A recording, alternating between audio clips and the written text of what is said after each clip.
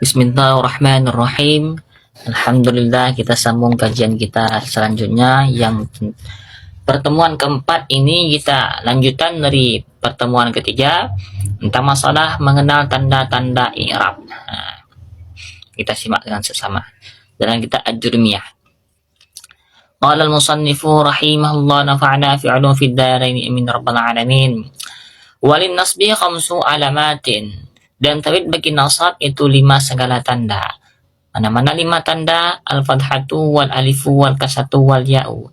Yang pertama fathah dan alif dan kasrah dan ya dan buang nun. Wahatun nun dan buang nun. Nah, jadi yang pertama fathah itu merupakan asal, sedangkan alif, kasrah, ya dan buang nun itu merupakan furuk cabangnya. Faman tammatu fatakunu alamatan dan fi tarti mawdi'a. Maka ada permula fathah, fatakunu itu nasi maka ada yang fathah alamatan itu tanda dinas bagi nasab di salah satu mawdi'a pada 3 segala tempat. Jadi alamat nasab fathah itu ada 3 tempat. Yang pertama fi ismil mufradi pada isim mufrad. Isim mufrad yang dirafa' dengan dhammah ketika nasab dengan fathah. Yang pertama ya. Contoh ra'aitu zaidan. Ra'aitu zaidan. Zaidan itu bahkan isim mufrad yang ketika i'rabnya dengan nasab. Wa jam'i taksiri dan jamak taksir juga sama, yaitu rijalan. Wal fi'lil mudhari idza dakhala 'alaihi nasibun aw lam yatasid dari syai'un. Dan fi'il mudhari idza dakhala 'alaihi nasibun apabila bersambung di atasnya fi'il mudhari nasibun oleh amin nasab. Walam yattasid bi syai'un dan tidak bersambung diakhiri dengan akhirnya fi'il mudhari syai'un oleh sesuatu. Maksudnya fi'il mudhari apabila bersambung dengan amil nasab itu an dan kai idan lain kai lam ju hatta dong fa waw aw itu kan huruf penasab fi'il mudhari. Apabila bersambung dengan fi'il mudhari dan tidak bersambung dengan sesuatu lainnya, cuman ya masuk huruf an, huruf lan, kai, idan dan sebagainya yang merupakan huruf penasab fi'il mudhari, maka dia ketika nasabnya dengan fathah. Mana contoh ay yajlisa, ay yadriba, ay yadriba zaidan. Ya kan? Ay yajlisa zaidun. Contoh zaidun ay yajlisa. Ataupun lain zaidun ayat riba.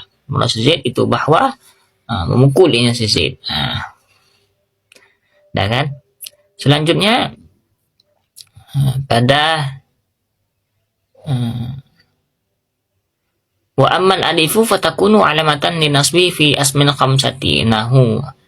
Dan ada pun bermula alif itu nasa maka takunu ada ianya alif alamatan itu tanda linasbi bagi nasab fi asma'il khamsati pada fi'il yang 5, pada isim yang 5, fi asma'il khamsati pada isim yang 5. Nah, bermula demikian tu sumpama ra'aitu abaka wa akhaka ma asbadalika.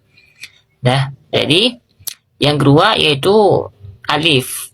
Alamat nasab alif itu ada satu tempat.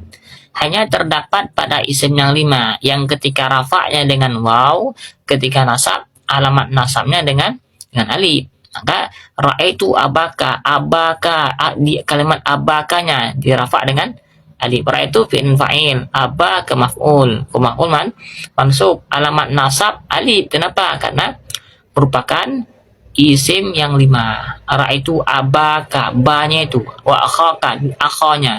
Ra'aitu abaka wa ra'aitu akhaka, kha-nya. Kalimat ba dan kha itu merupakan alamat nasabnya dengan alif, merupakan isim yang 5. Dan yang serupa demikian. Wa mal kasratu fa takunu alamatan linasbi fi jam'i mudzakkar salimi. Dan ada pun bermula kasrah fatakunu itu nih maka ada yang fathah, ada yang kasrah, itu tanda dinasb bagi nasab fi jam'i muannats salimi pada jamak muannats salim. Yang ketiga yaitu alamat nasab kasrah. Alamat nasab, tanda nasabnya kasrah karena hanya terdapat pada satu tempat. Apa satu tempat itu? Yang pertama yaitu jamak muannats salim.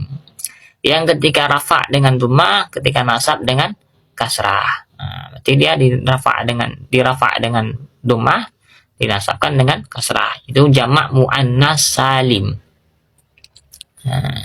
Itu contohnya ja'al mu'minatu ra'aitu mu'minati.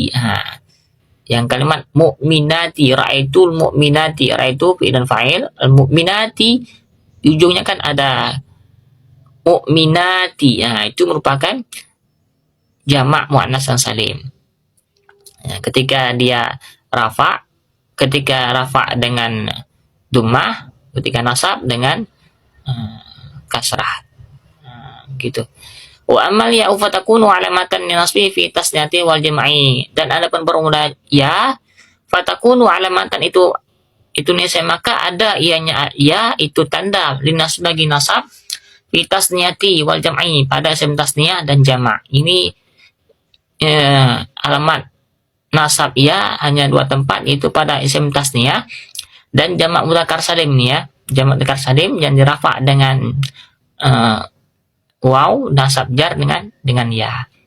Isim tasniyah dirafa dengan alif, nasab jar dengan ya. Jadi ini ketika nasab dengan ya itu isim tasniyah dan isim jamak mudzakkar dan salim. Wa ma hadfun nuni, dan adapun bermula buang nun, fayakunu alamatan nasbi fi af'al khamsatin allati ru'a bi sabatin nuni.